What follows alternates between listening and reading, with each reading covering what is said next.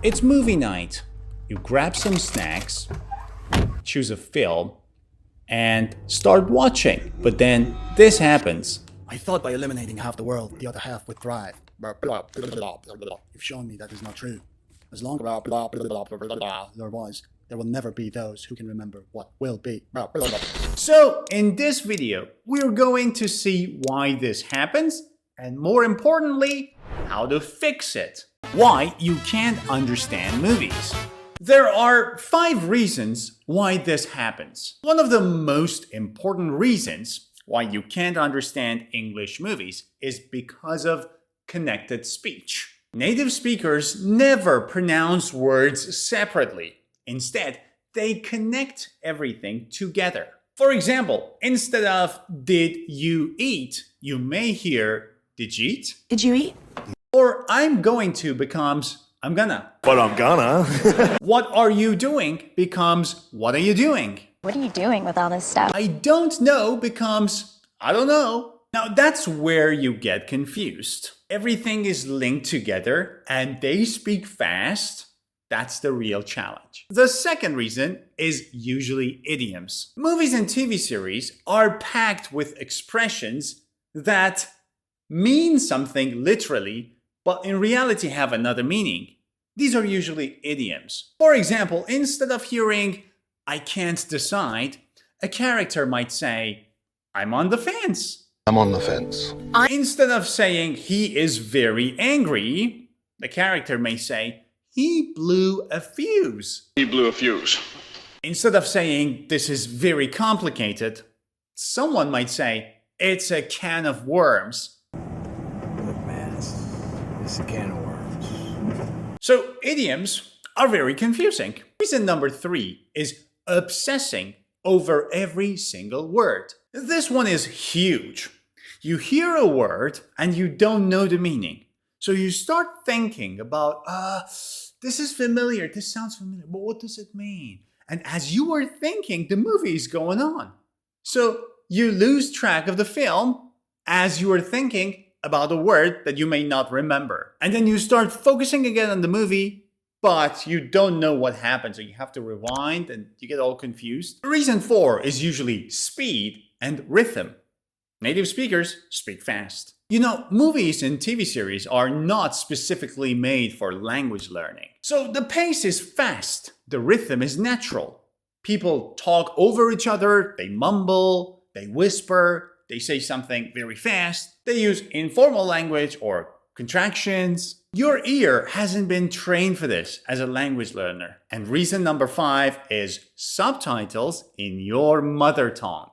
That's a very, very bad thing to do. Do you know why? Because you're watching the movie in English with subtitles in your mother tongue, let's say Italian, Chinese, or Japanese. So what are you focusing on? Are you focusing on what you hear, or are you focusing on what you see and what you read? Essentially, a listening activity is turning into a reading and translating activity. You are just training your brain to translate. And that's a big no-no. So we discussed 5 reasons, but more important than the reasons are the solutions. How can we fix the issue so we can understand movies when we watch them without subtitles?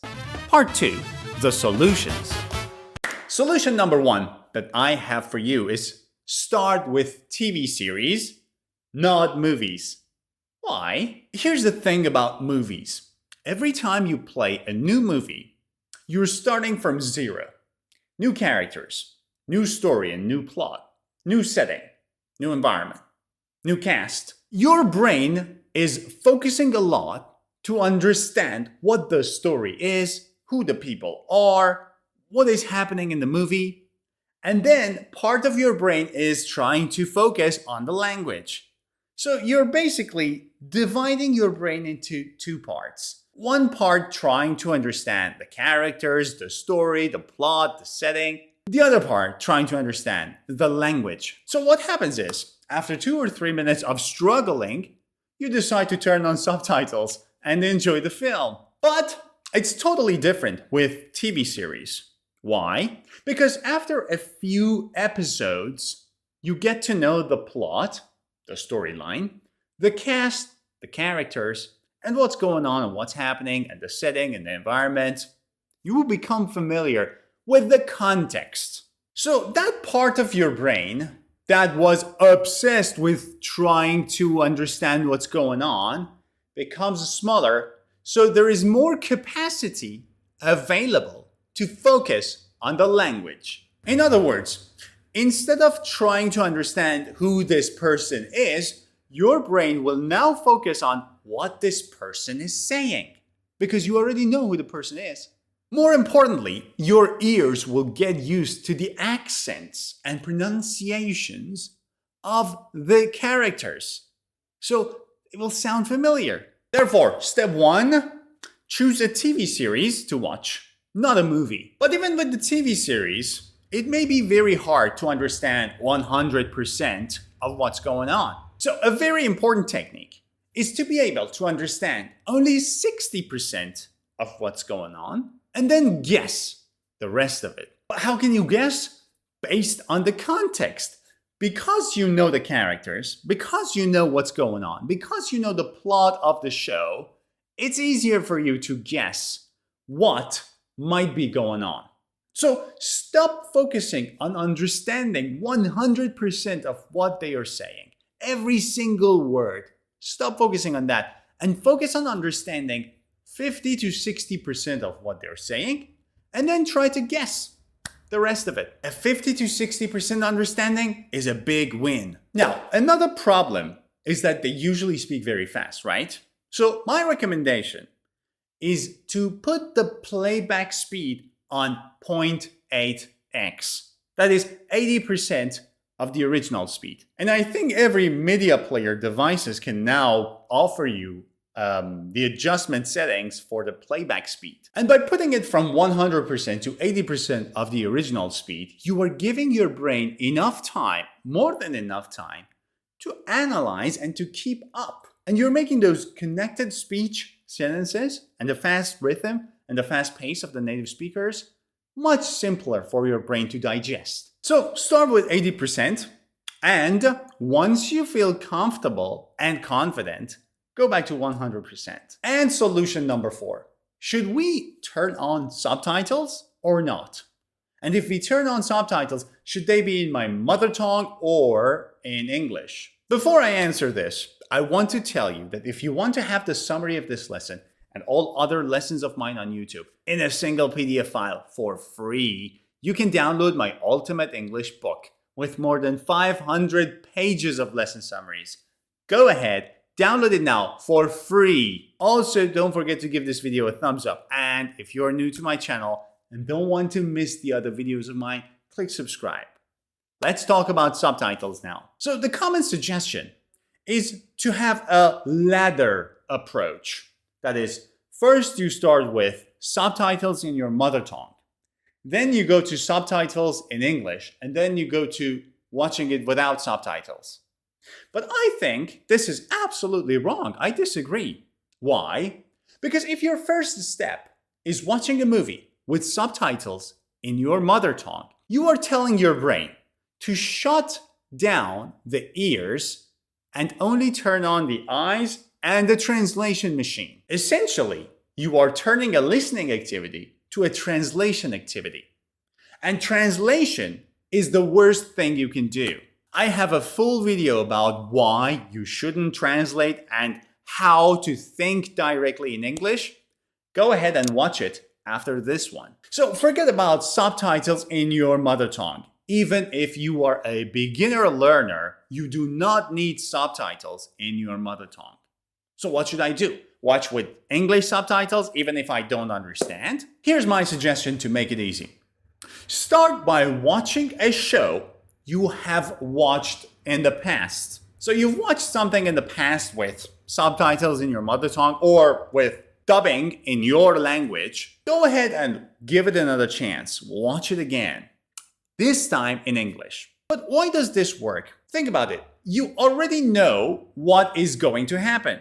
You know the cast, you know the characters, you know the setting, you know the ending, so there will be no surprises. Now, when you watch it again with English subtitles, what is your brain going to do? Only focus on understanding what the characters are saying because you've seen the movie before. You've seen the TV series before.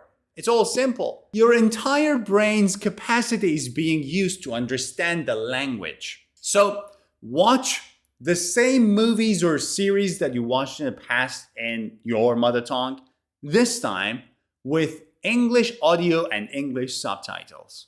Now, if it is too hard for you, I have another recommendation. Instead of watching TV series, watch animated series. But why? They are not for adults. They are for the younger audience, right? Exactly. And because they are for the younger audience, they usually have simpler language. It's easier to understand what they say. It's not as fast as TV series. It's easier to understand. So go for animated series, and my top recommendations, my all-time favorite TV series are Kung Fu Panda, Legends of Awesomeness, Avatar, The Last Airbender, or SpongeBob. Yeah, I'm 32, but I don't care. I love animated series. So to wrap it up, do not watch with subtitles in your mother tongue. Start watching something you have seen before so that the next time you're watching it in English, you're only focusing on what they're saying and not on what is happening. And if it is still difficult for you, go with animated series. All right, time for a bonus tip. Apart from those solutions, I highly recommend having a notebook specifically for movie vocabulary. This is something I really love, and this is something I used to do as a child, and that's how I learned English in the first place. While you're watching a movie, or a TV series, or an animated series, whenever you hear something new, a new word, a new phrase, a new idiom, write down the name of the movie, and under that, list all the new things you have learned from that movie. If it is too difficult and you don't know what they mean, use ChatGPT, use Gemini, use AI, or use dictionaries. Make a list of the movie vocabulary in your notebook. And trust me, after doing this for more than 20 times, you have a personal dictionary. And that is the most valuable thing you can have. You can review it, and it's gonna help you by a lot. You're going to understand movies and TV series much more easily. I hope you've enjoyed this lesson. Now go to the comments section and let me know what you think about the strategies and whether or not you also have these problems. See you soon. Bye.